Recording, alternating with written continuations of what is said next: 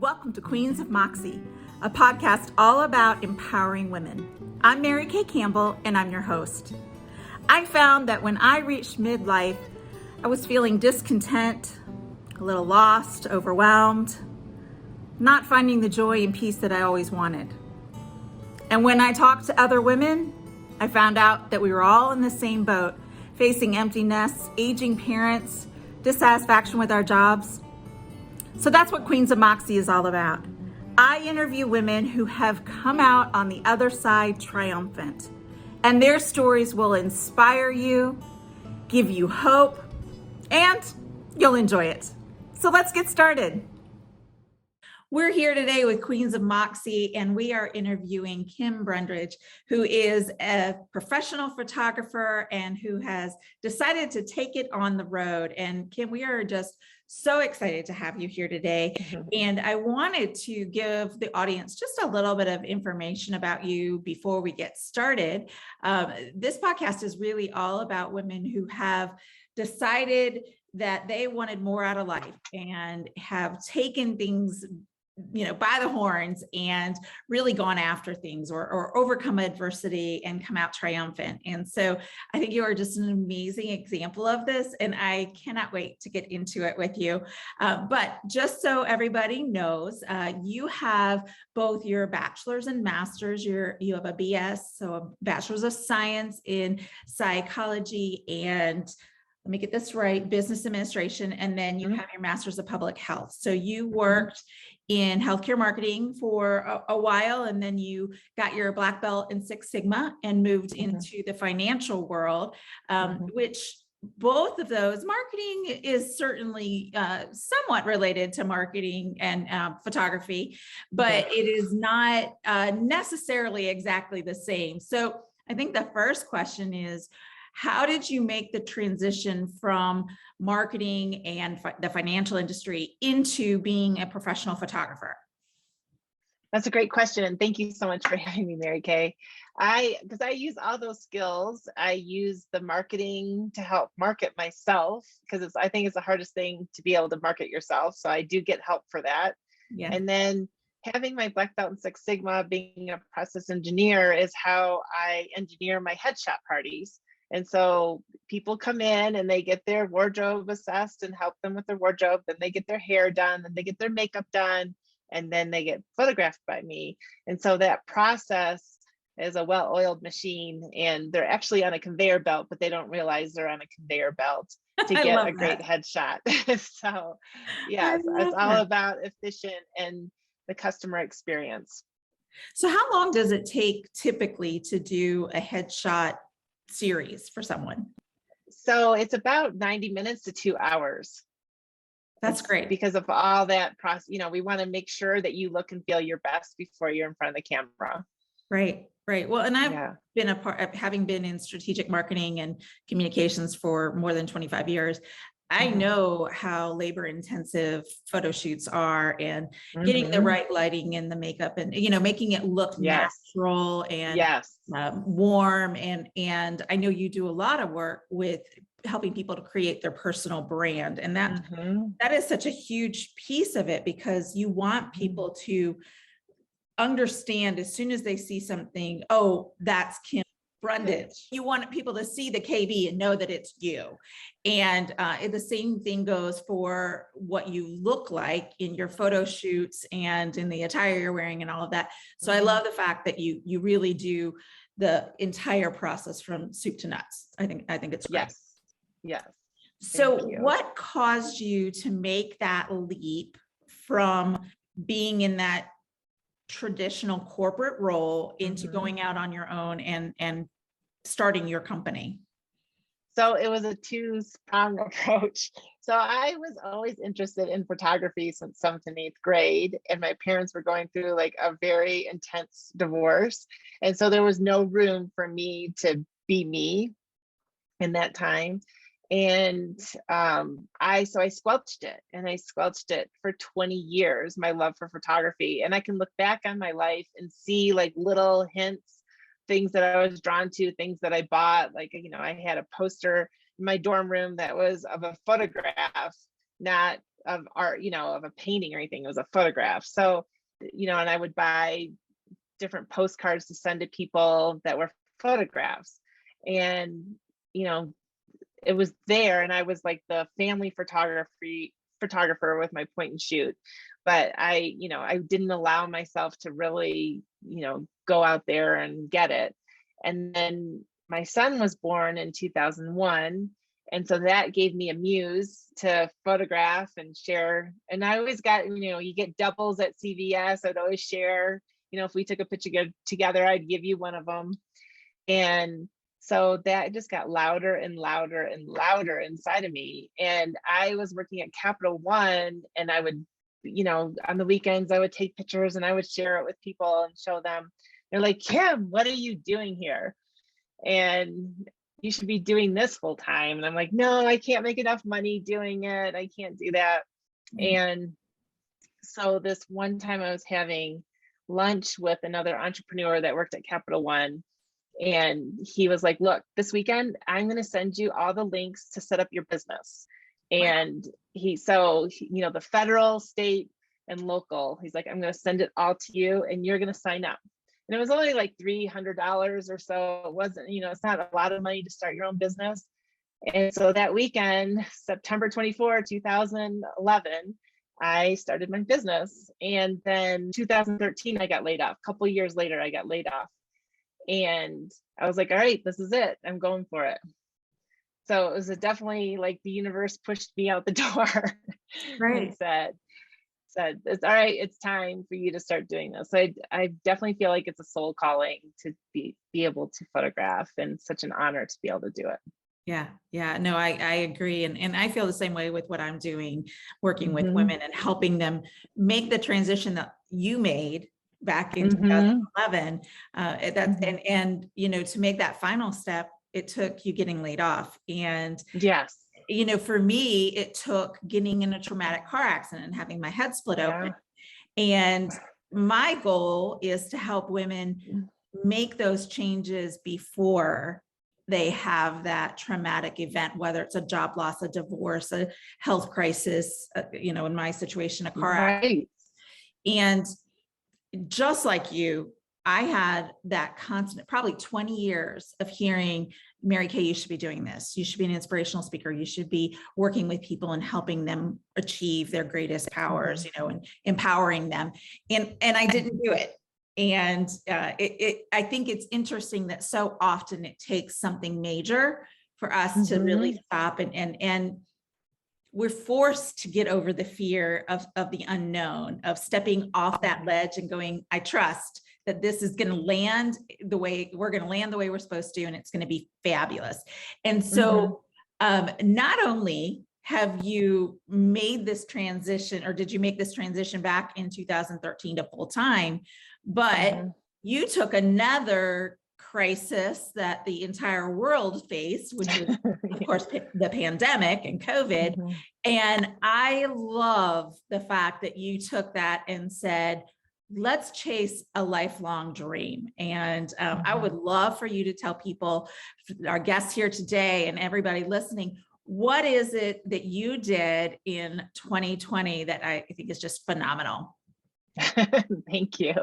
Well, COVID hit, and we had been RVing and had an RV, and we would go away for the weekends and check out Virginia and the different state parks. And Virginia is just beautiful. So there's so much to check out. And we really enjoyed it. And we really loved being in the outdoors, and we're avid cyclists. And then of course I like to take pictures in different areas of the state. And we talked about doing it when we were in the retirement, which, is another 10, 15 years away. And so COVID hit, my business slowed down, and I was like, man, COVID is not going away. And I said, let's just do this. And my husband was all for it, which was great. Like, we're on the same page. And then we started selling everything. We don't have a home base. And it was, I don't know if you've heard of a Swedish death cleanse, but that's when you get rid of everything before you die so that your family doesn't have to do it. And that's what I felt like I was doing. Like, I got rid of a lot of childhood things and things I held on to. And things I had moved every time I moved, and that you don't touch again, but you just think you have to have. And so I we did that. It was a little bit painful, not gonna lie to you. Right. And we left November 2020 in our RV and closed on the house. And I had a beautiful studio that I just only had for 4 years, that we built on the back of the home and custom, made it the studio that I always wanted. And we've been living in an RV for 1.5 years or more. So. And so you sold your house, you sold your bikes, and got new ones. Yep. Which, if you need to get the right kind of bike to do what you're doing. So Right. I get that. Yes. You got rid of all of the extra stuff. And it's interesting that you say that, because I'm literally cleaning out my basement right now and getting rid of like just stuff that I've been holding on to decades. And it's so liberating to just, I don't need this anymore. I can get rid of it. And decided to live in your RV and have the RV life and travel and do your business. So tell us about that part.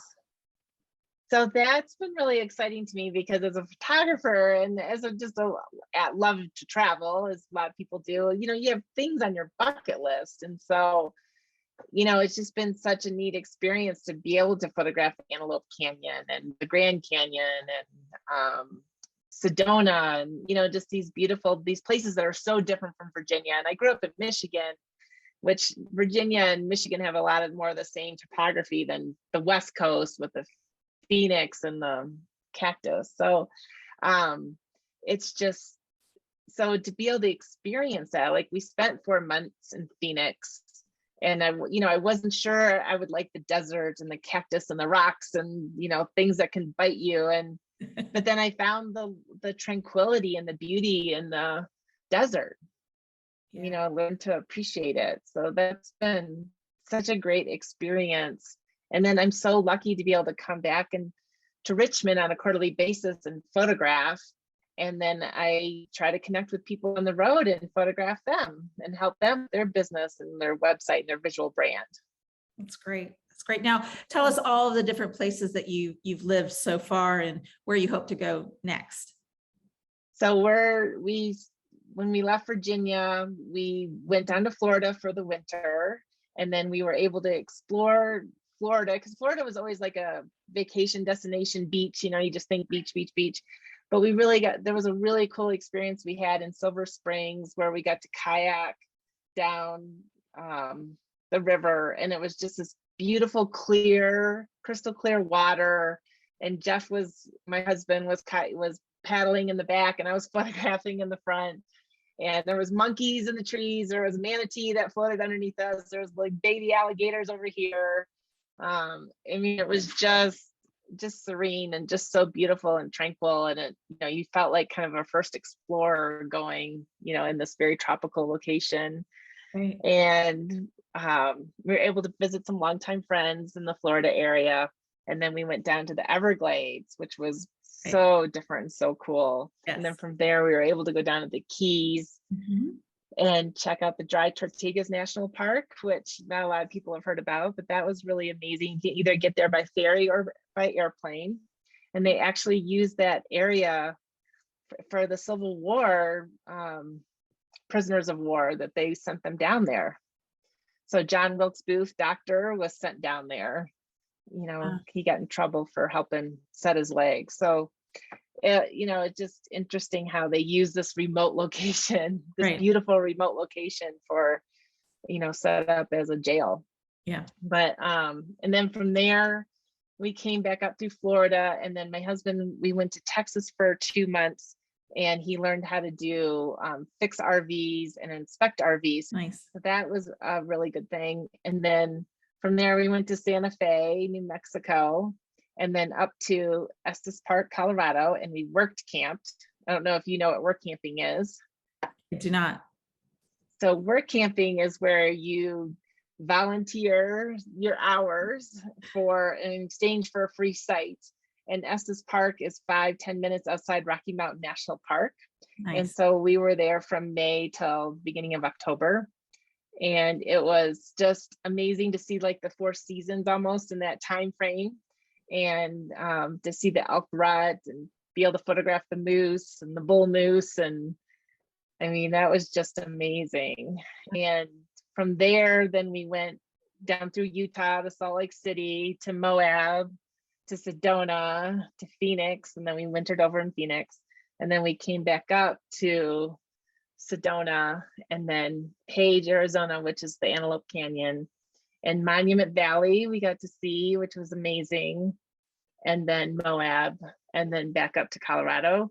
And then this summer, we're camping again. We're volunteering 2 days, Saturday and Sunday at the visitor center in exchange for a free site. So we've got absolutely beauty all around us. And the other day, a young moose came down and chomped on the willow trees. And so I got to photograph that. And there's beautiful hikes and mountain biking. So we've got 4 bikes, got 2 road bikes and 2 mountain bikes. And we love to explore that way. That's great. I mean, it just sounds idyllic, to do something like this. So, what was it that gave you the courage to do this now? I mean, that's a big, bold move. It is. It was so interesting because you know how you have those little soul whispers? Yes. And I was feeling like I wanted to live tiny in a small space. It was the weirdest thing because, I had like a 2,200 square foot house, not huge, but not, super small. And now I live in less than 500 square feet, which is insane, but it's doable. And like I just felt like this pull for travel and this pull to live in a small space. And and I know, like when you listen to those whispers, it's a good thing versus waiting for something else to hit you upside the head, right. like we talked about earlier. Yeah. So I was like, well, you only live once. I've had classmates, I went to school, graduated with 44 kids, and some people have died. Yep. And I'm only 53. It's like I got a lot of living left to do, but unfortunately some people have died and nothing's guaranteed. Yeah. And so, we decided to do it, and it's not without sacrifice or other things that can happen, but I just feel really lucky that my husband and I are even closer than we've ever been. And we've always had like a great relationship. So we feel like even more like a team together. That's awesome. That is really incredible. That really is. And how many children do you have? I have one son and he's 21. Okay. And he's living on his own. And then my husband has 4 kids in the Charlottesville area, and they're of course living on their own. And then our parents died within 5 years of each other. And so that also freed us up. So the only thing that would keep us back there was ourselves, and so we decided to just live a different life and see where that takes us. And we can always settle back down if we want to. But right now, this is just such an incredible opportunity. And I know I will never regret it. Absolutely. And I think that that's really part of the pivotal part of being in midlife and being a woman is that so often we've poured ourselves into everybody else, our children, our spouses, our partners, our jobs, all the things that society says we need to do, and we need to fulfill these obligations. And often we're putting our interests, our desires to the side and doing what we know is the responsible thing to do. And I think part of right now in our lives is we have that opportunity to do the things that we want to do because we've launched our children if we have them.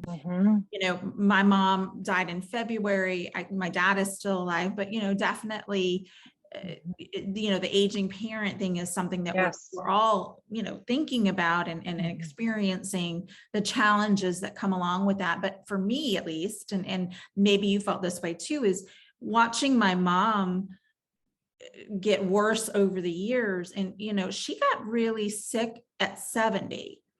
And my generation, like to get my full retirement, my full Social Security is 69 and a half. Yeah. And I look at that and I go, my gosh, I wouldn't have Right. any retirement. I wouldn't have Mhm. the opportunity to do the things that I want to do. And I'm healthy enough right now that I can go and do Yeah. these things. And Right. so I think it's incredibly important for all of us to really not just assess what it is that we want to do, but the timing of it, and recognizing that Mhm. it is our time. It's our time to Mhm. pour into ourselves, and it's not being selfish. It is, Mhm. it's reclaiming your power, Yes. reclaiming Yes. your Yes. mind. Yes, absolutely. Yeah, very well said. So I don't want to take up too much of your time, but tell me, when you're thinking about the challenges you faced Mhm. in doing this, what are some tips or things that you would recommend to others who are listening to that whisper and maybe Mhm. aren't ready or haven't made that step yet, and Mhm. or maybe people who are in the middle of it but are like, whoa, this is a lot. I think when you Mhm. follow the things that you're supposed to do, it works Yeah. out. It just somehow Yes. happens. And Yes. I have seen it over and over again in my life. So I Mhm. know that that is the case, but you also have to just trust and know that Mhm. I'm gonna go where I'm being led. I'm gonna go where the things are Mhm. presenting themselves and say yes. You're right. So give us a sense of what your advice would be for people who haven't made that leap yet. I think believing that the universe has your back is such a beautiful faith statement that Mhm. you can say to yourself, a mantra that you can say to yourself, because, once we started going down that path of this is what we were going to do, like it really flowed. And Mhm. we made that hard decision in July. And then, we sold our house based on a Facebook posting in our neighborhood. And we had two people interested in the house. And so we were able to sell it ourselves Nice. as is. And, it was in great condition. So we just didn't want to have to tinker with other little things. And it just really flowed Mhm. well and easily. And so that felt really good. And but knowing that universe has your back and having that trust in it Mhm. really helps you take away that side chatter that is going to happen, those little doubts that will come in. Mhm. And it's just amazing the life that you can create for yourself. Yeah, yeah. What is the best part of what you've done? The best part of what I've done is um, just being able to travel and simplify my life. Like my closet used to be huge with the majority of my clothes, and now my closet's like this big and I just have this much.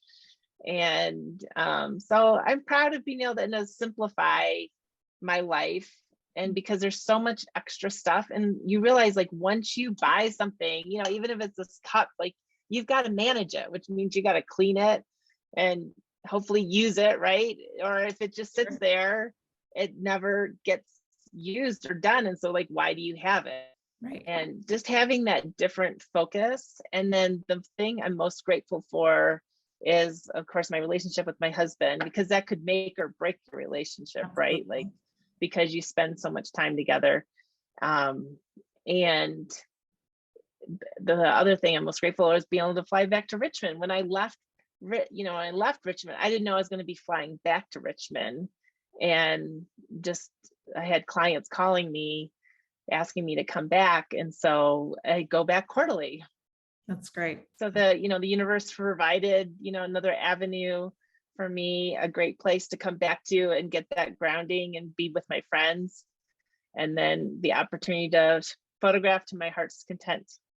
Yeah. Yeah. I hear your story and I just think, wow, so many people want to do the RV life or want to do Mm-hmm.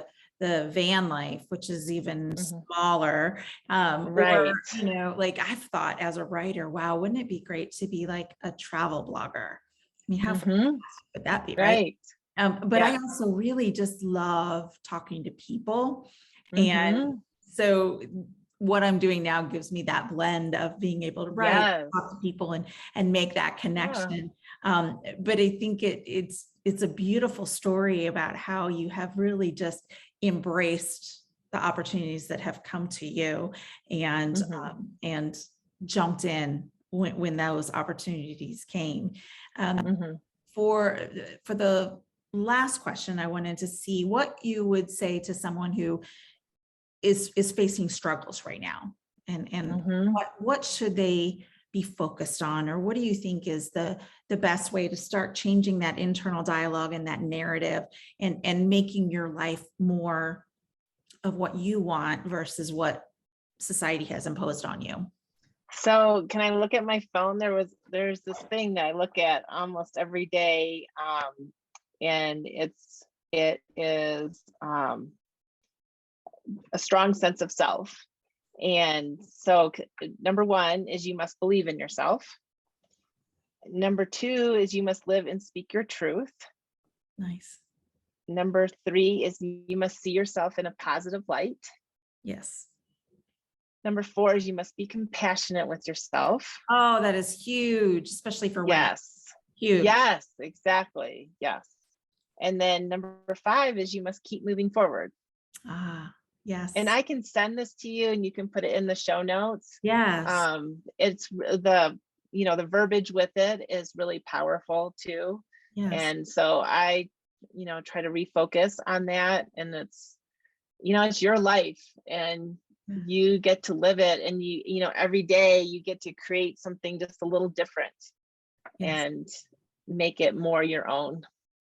I love all of those affirmations. I think that they are, grounding and inspiring and address some of the things that we as women in particular do to ourselves. Right. Well, we're not taught it. We were taught to be quiet, be seen and not heard, to be supportive, to be in a helping role.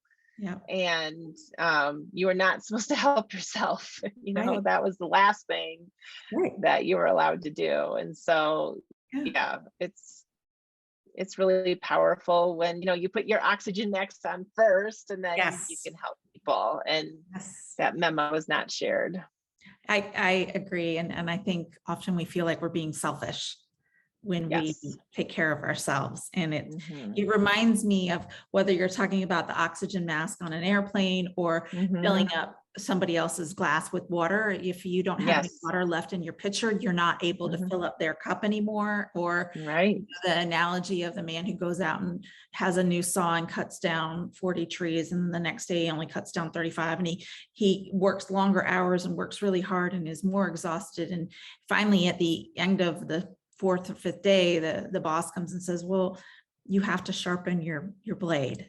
You have to take that time to energize yourself and pour into yourself. And so whatever analogy resonates, it really is incredibly important to turn off that internal critic, to take that step forward, to really take time for yourself so that you're enriching your life so you can enrich others. So it's great examples, Kim. I really appreciate it. Oh, good. I'm glad it resonated. Yes, absolutely. And I'm a lover of words, having been a writer all my career. So anytime we'll share quotes or inspirational things, I'm like, oh yes, please share that. So good. I look forward to putting that in the show notes. But good. Thank you again for joining us here on Queens of Moxie. Thank you for having me. You are just an amazing example of exactly what Queens of Moxie is all about, which is, empowering women to reclaim their Moxie and their power. And you're just an outstanding example of it. And I can't wait to continue reading your blog and newsletter and seeing where you're going and see what your next adventure is. So thank you very much. Oh, good. Thank you. Well, we'll be heading east in the RV to Virginia in the fall. Awesome. Well, you'll have to let me know when you're back in this side of town and in the country, this side of the country, I should say. Right. Yeah, absolutely. Colorado's a little far right now. It is. Well, thank you again. Thank you.